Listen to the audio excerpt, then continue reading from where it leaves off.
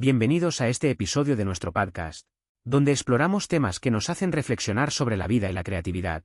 Y hoy vamos a hablar sobre algo que podría parecer contradictorio, la filosofía del aburrimiento, y cómo este estado puede ser, en realidad, una fuente de inspiración para la creatividad.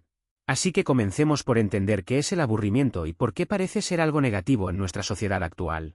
El aburrimiento se ha visto tradicionalmente como un estado emocional indeseable, algo que debemos evitar a toda costa, pero si profundizamos en la historia y en la filosofía, encontramos que el aburrimiento ha sido una condición necesaria para la reflexión y la creación en muchas culturas y épocas, desde los filósofos griegos hasta los artistas del siglo XX.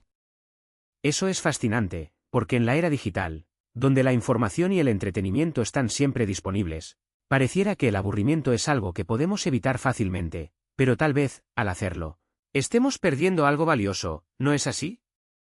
Exactamente, la disponibilidad constante de estímulos puede llevar a una especie de sobreestimulación, donde nos encontramos saltando de una cosa a otra sin realmente sumergirnos en nada, y es en esos momentos de calma y quietud, cuando podemos permitir que nuestra mente divague y explore nuevas ideas y conexiones, que es donde realmente comienza la creatividad.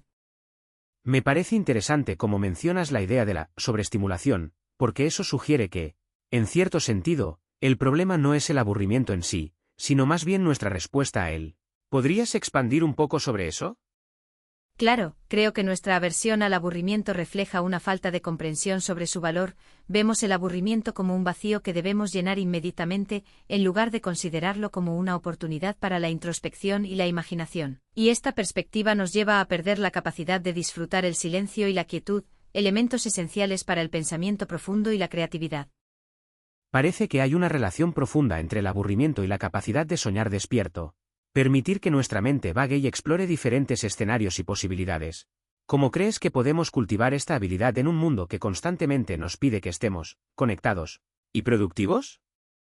Creo que es crucial establecer momentos y espacios para el silencio y la contemplación en nuestras vidas diarias, ya sea a través de la meditación, el caminar sin rumbo fijo, o simplemente sentarse en un parque, sin la necesidad de llenar cada momento con actividad o entretenimiento, y al hacerlo podemos aprender a apreciar el valor del aburrimiento y a utilizarlo como una herramienta para la creatividad y el crecimiento personal. La idea del aburrimiento como una condición necesaria para la creatividad nos lleva a preguntar sobre su papel. En la historia y la cultura, ¿podrías hablar un poco sobre cómo el aburrimiento ha sido percibido y utilizado en diferentes épocas y sociedades? En la antigua Grecia, por ejemplo, el concepto de skul, o ocio, se refería a la idea de tener tiempo libre para dedicarse a la contemplación y el estudio, y era visto como una condición necesaria para la filosofía y la creatividad, de manera similar. En el Renacimiento, el aburrimiento era visto como una condición que permitía a los artistas y escritores reflexionar sobre su obra y buscar nueva inspiración.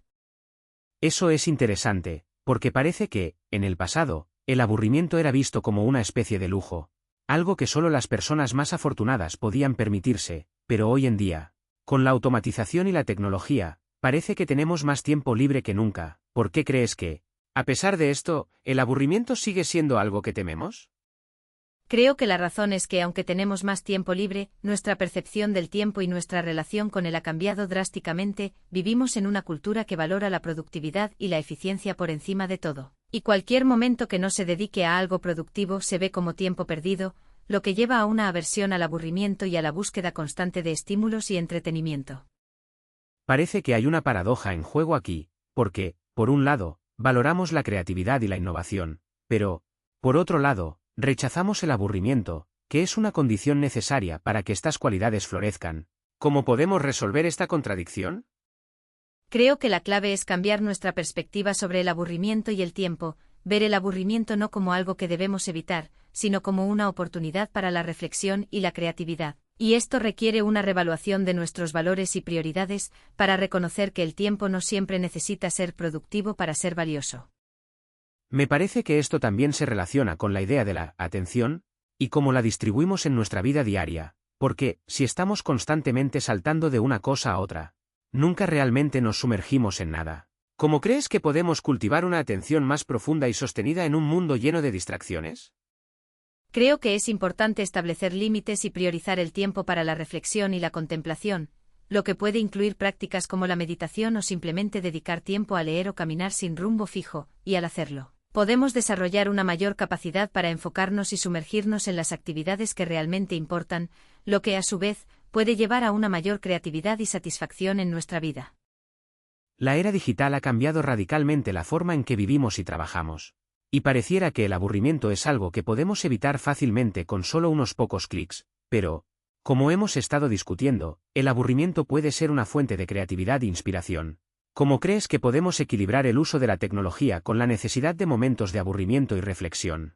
Creo que es crucial ser conscientes del cómo y cuándo usamos la tecnología, establecer límites y horarios para su uso, y asegurarnos de dejar espacio para la reflexión y la contemplación, lo que puede incluir prácticas como el día sin redes sociales, o simplemente dedicar tiempo a actividades que no involucren pantallas, como leer, caminar o practicar un hobby. Eso tiene sentido, porque, si estamos constantemente conectados, nunca realmente nos desconectamos. Y es en esos momentos de desconexión cuando podemos permitir que nuestra mente divague y explore nuevas ideas.